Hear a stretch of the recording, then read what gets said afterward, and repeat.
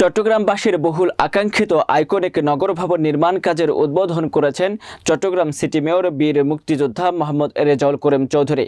সোমবার দুপুরে নগরের আন্দরকিল্লায় চট্টগ্রাম সিটি কর্পোরেশনের নিজস্ব অর্থায়নে এই নির্মাণ কাজের আনুষ্ঠানিক উদ্বোধন করেন মেয়র রেজাউল। বিস্তারিত দেখুন চট্টগ্রাম ব্যুরো প্রতিনিধির প্রতিবেদনে। সিটি কর্পোরেশন জানিয়েছেন, পুরাতন নগর ভবনের স্থানে পার্শ্ববর্তী আরও দুটি ভবনের স্থান সংযুক্ত করে এই আইকনিক নগর ভবন নির্মাণ করা হচ্ছে।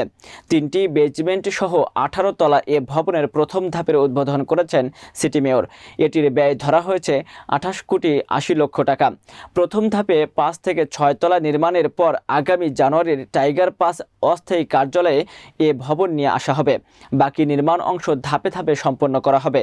এছাড়াও ভবনের একটি ফ্লোরে চট্টগ্রামের ইতিহাস ঐতিহ্য তুলে ধরতে গড়ে তোলা হবে জাদুঘর।